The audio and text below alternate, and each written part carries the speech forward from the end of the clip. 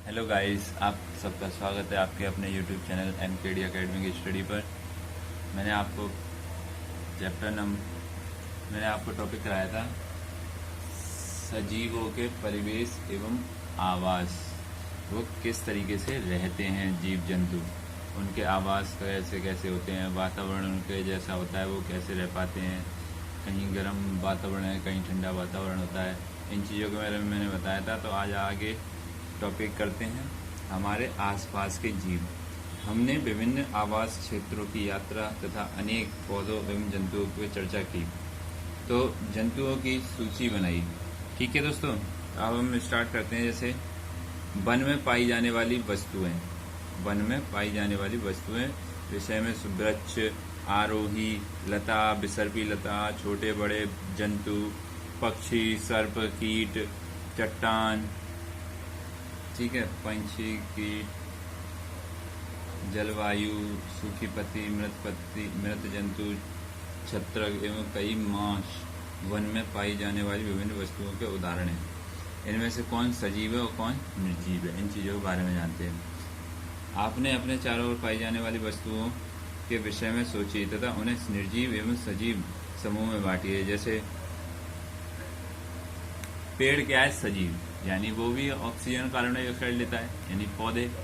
और जब पौधों को काट दिया जाता है तो वो क्या हो जाता है, निर्जीव वस्तु हो जाती है। निर्जीव वस्तु जैसे आयरन है, एल्युमिनियम है, प्लास्टिक है, ये क्या है, निर्जीव वस्तु है जिनमें शोषण की क्रिया नहीं होती। वो कौन सी चीज होती है, निर्जीव। जिनमें शोषण की क्रिया होती है वो होती है सजीव वस्तु है। ठीक है, कुछ प्रकरणों में हमारे लिए यह आसान होगा, अतः हमारे घर की कुर्सी अथवा मेज, देखो मेज जैसे वस्तुएं सजीव नहीं है। पहली एडवर्ड लेयर, हम जानते हैं कि कुर्सी, मेज, पत्थर अथवा एक सिक्का सजीव नहीं है। इसी प्रकार जानते हैं कि हम जीवित हैं और हमारी तरह संसार के सभी मनुष्य तथा कुत्ता, बिल्ली, जानवर वगैरह जो सारे जीव जंतु होते हैं वो क्या होते हैं, सजीव होते हैं। ठीक है, तो हम कैसे पता चलता है कि कोई वस्तु सजीव है या निर्जीव है? इतना आसान नहीं होता। हम कहते हैं कि पौधे सजीव हैं, परंतु वे कुत्ते अथवा कबूतर की भांति चल नहीं सकते। दूसरी ओर एक कार अथवा बस चल सकती है और फिर भी वह हम उसे निर्जीव कहते हैं। पौधे एवं जंतु समय के साथ वृद्धि करते हैं, परंतु कई बार ऐसा भी प्रतीत होता है कि जैसे कि आकाश में बादल अपने आकार में वृद्धि कर रहे हैं। तो क्या अर्थ है कि बादल सजीव हैं? नहीं। तो आखिरकार हम निर्जीव और सजीव में अंतर किस प्रकार कर सकते हैं? सजीव में कुछ विशेष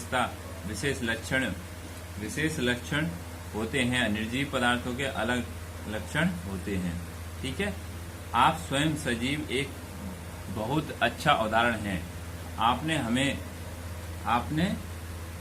में ऐसे कौन से विशेष लक्षण हैं जो आपको निर्जीव वस्तुओं से अलग करते हैं? आपको नोटबुक में कुछ ऐसे मतलब आप खुद अपने ऊपर सोचिए कि आप कैसे सजीव हो और कैसे पता पड़ता है कि आप सजीव हो कि निर्जीव हो।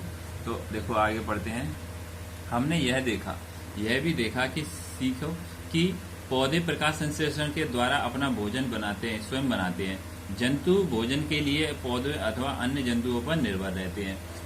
तो ये सजीवों की विशेषता है।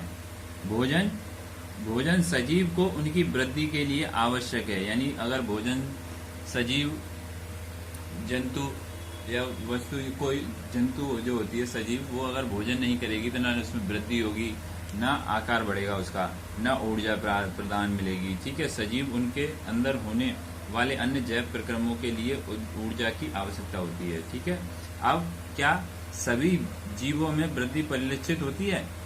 क्या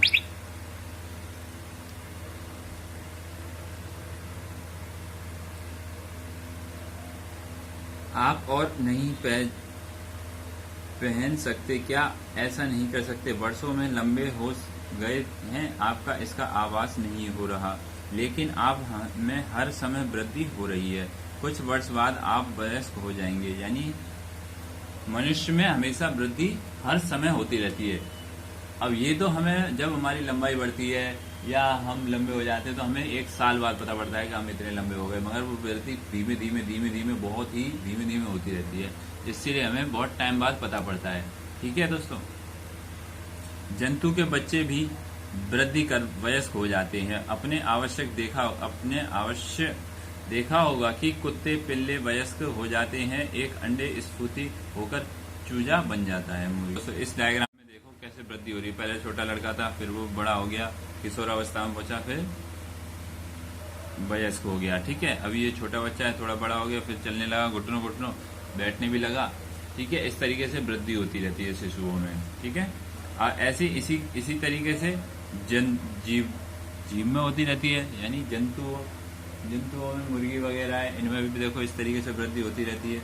पौधे भी वृद्धि करते हैं, पर चारों ओर पाए जाने वाले विभिन्न प्रकार के पौधे का अवलोकन कीजिए, जिससे आपको पता पड़ेगा कि पौधे कौन कौन से कैसे कैसे वृद्धि होती है।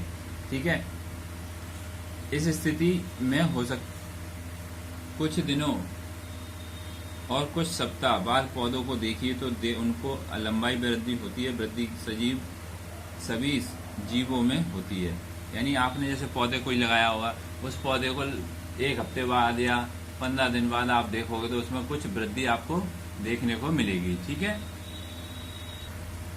देखो क्या सभी सजीव श्वसन करते हैं? क्या हम श्वसन में बिना जीवित रह सकते हैं? जब हम श्वास लेते हैं तो बाहर की वायु शरीर के अंदर जाती है, हम श्वास छोड़ते हैं तो शरीर के अंदर की वायु बाहर निकल जाती है। तो श्वास लेना श्वसन क्रिया कहलाता है, ये एक हिस्सा होता है। श्वसन के अंदर ली गई वायु की ऑक्सीजन की कुछ मात्रा का उपयोग होता है। इस क्रिया में बनी कार्बन डाइऑक्साइड को हम श्वास द्वारा बाहर निष्कासित कर देते हैं।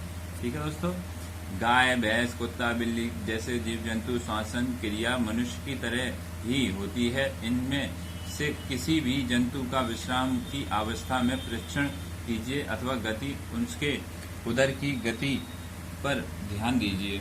यह मंद गति उनकी श्वास लेने की क्रिया प्रदर्शित करती है, यानी जो जीव जंतु श्वास लेते हैं तो उसके उधर से पता पड़ता है और क्या वो जीव जंतु सांस ले रहे हैं। ठीक है, श्वास सभी जीवों के लिए आवश्यक है। ग्रहण किए गए भोजन से श्वास के द्वारा ही हमारे शरीर को ऊर्जा मिलती है। कुछ जंतुओं में कुछ जंतुओं में गैस आदान प्रदान का तरीका भिन्न हो सकता है। श्वास का एक हिस्सा होता है। उदाहरण के लिए केंचुआ त्वचा द्वारा सांस लेता है। हमने पढ़ा है कि मछली के गिल होते हैं तो गिल के द्वारा सांस लेती है। ठीक है, इनके द्वारा विलय वायु से ऑक्सीजन अवशोषित कर लेते हैं। जो जल में विलय होती है ना वायु, उसी को ऑक्सीजन ले लेते हैं उसी से। ठीक है, क्या पौधे भी श्वसन करते हैं? पौधे श्वसन क्रिया गैस का आदान प्रदान मुख्यतः उनकी पत्तियों द्वारा होता है। पत्तियों सूक्ष्म रंध्रों द्वारा वायु को अंदर लेती हैं और ऑक्सीजन को उपयोग करती हैं। वह कार्बन डाइऑक्साइड वायु में निष्कासित कर देती हैं। तो हम जानते हैं कि प्रकाश की उपस्थिति में पौधे वायु की कार्बन डाइऑक्साइड का उपयोग भोजन बनाने के लिए करते हैं, ऑक्सीजन छोड़ते हैं। श्वसन क्रिया दिन और रात दोनों में ही निरंतर चलती रहती है। भोजन बनाने की प्रक्रिया में निष्कासित ऑक्सीजन की मात्रा पौधों द्वारा श्वसन में उपयोग की गई ऑक्सीजन की अपेक्षा बहुत अधिक होती है। ये कह रहा है क्या सभी सजीव उद्दीपन के प्रति अनुक्रिया करते हैं? जैसे आपने देखा होगा, या आपको गर्म लग जाए या कुछ कांटा लग जाए या कुछ हो जाए तो आप एकदम क्रिया करते हैं, यानी आपके कुछ लग जाता है तो आपके दर्द होता है, एकदम उछल जाते हो या कुछ गर्म पकड़ लेते हो तो दूर हट जाते हो। तो ये क्या है? उद्दीपन होता है, यानी अनुक्रिया होती है, क्रिया के प्रति अनुक्रिया। ठीक है, जब आप नंगे पैर टहल रहे हैं तो आपका पैर अचानक ही कांटे पर अथवा नुकीली वस्तु पर पड़ जाए तो आपकी प्रक्रिया अनुक्रिया करेंगे। जब आप अपने प्रिय व्यंजन को देखते हैं तो उसके विषय में सोचते हैं क्या अनुभव होता है। तो आप अंधेरे स्थान पर अचानक तेज धूप में आते हैं तो क्या होता है? आपकी आंखें स्वतः ही कुछ क्षण के लिए बंद हो जाती हैं। ठीक है, आपकी आंखें कुछ क्षणों के लिए बंद हो जाएंगी तेज प्रकाश की वजह से। व्यंजन तेज प्रकाश एवं कांटों। उपरोक्त स्थितियों में आप बाह्य वातावरण में होने वाले परिवर्तन के कुछ उदाहरण देखिए। परिवर्तन प्रति अनुक्रिया कहते हैं। वातावरण में होने वाली परिवर्तन को उद्दीपन कहते हैं। जो वातावरण परिवर्तन होता है उसे उद्दीपन कहते हैं। जो आप में परिवर्तन होता है, जो मनुष्य हो या जीव जंतुओं में जो परिवर्तन होता है उसे कहते हैं हम अनुक्रिया। ठीक है, परिवर्तन का मतलब कोई आपको कांटा लग जाए, कील लग जाए तो आप अनुक्रिया करते हो ना।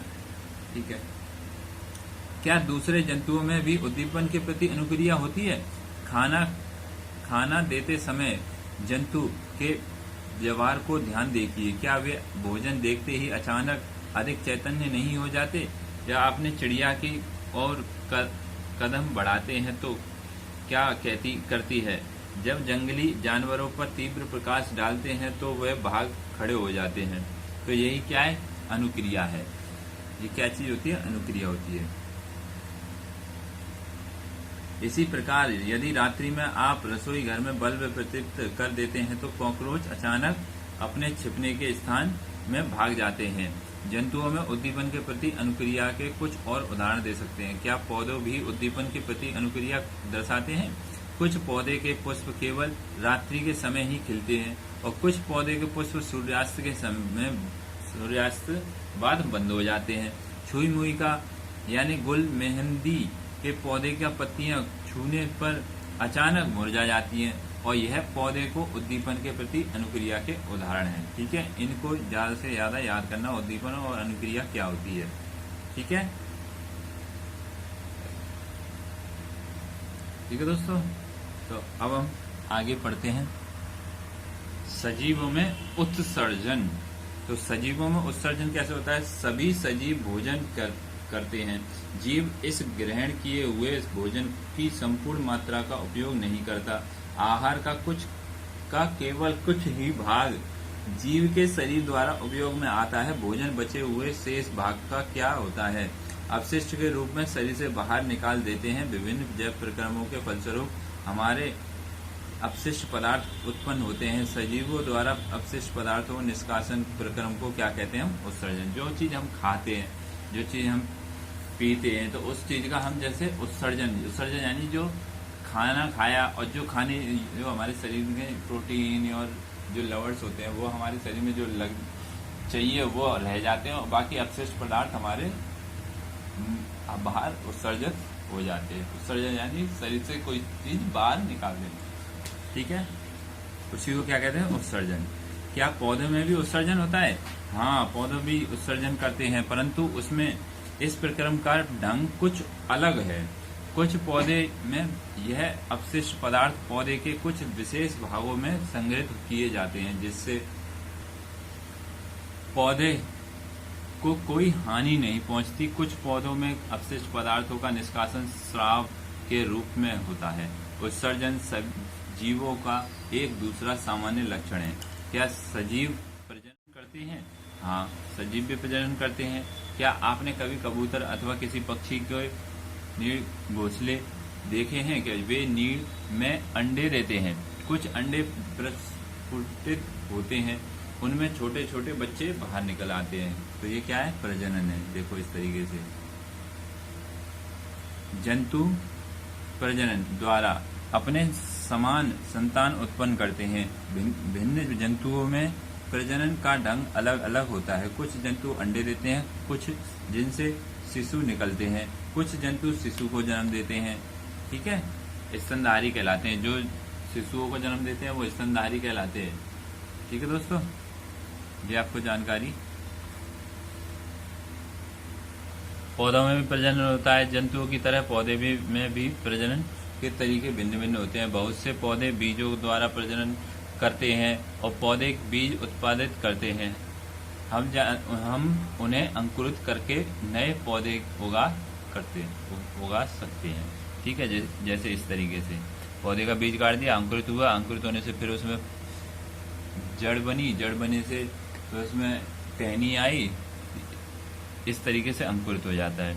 कुछ पौधे बीज के अतिरिक्त अपने कायिक भागों द्वारा भी नए पौधे उत्पन्न करते हैं। उदाहरण, आलू के कलिका वाले भाग से नया पौधा बनता है। देखो इस तरीके से आलू काट देते हैं, आलू से पौधा बना, पौधे से फिर जड़ों में आलू आ जाते हैं। तो किससे आए वो? आलू से ही। पौधे कलम द्वारा भी उगाए जाते हैं। क्या आप स्वयं इस विधि द्वारा पौधा उगाना चाहेंगे? जैसे कलम के द्वारा, जैसे गुलाब का फूल, गुलाब का पेड़ होता है, तो गुलाब का पेड़ होता है, उसकी कलम तोड़ के ले आओ, तो वो काट दो, तो आप उसका पौधा बन जाएगा गुलाब का। तो देखो दोस्तों, आज आपका चैप्टर यहीं पे खत्म होता है। खत्म होने से पहले आप ये सारांश देख लें। इन सारांशों को आप ज़्यादा से ज़्यादा पढ़ना और याद करना और लिखना, जिससे आपको ज़्यादा से ज़्यादा इन चीज़ों के बारे में जानकारी मिले कि सजीव सांस लेते हैं, श्वसन क्रिया करते हैं, प्रजनन करते हैं, उत्सर्जन करते हैं, अनुक्रिया करते हैं। ये सभी चीज़ मैंने आपको पढ़ा दी है, तो आप इन सभी चीज़ों को लिखना और याद करना। इन पॉइंट्सों को भी लिखना, चट्टान, मिट्टी, ये सभी चीज़ें, ठीक है। आप इनका स्क्रीनशॉट भी ले सकते हैं और लिख भी सकते हैं इनको।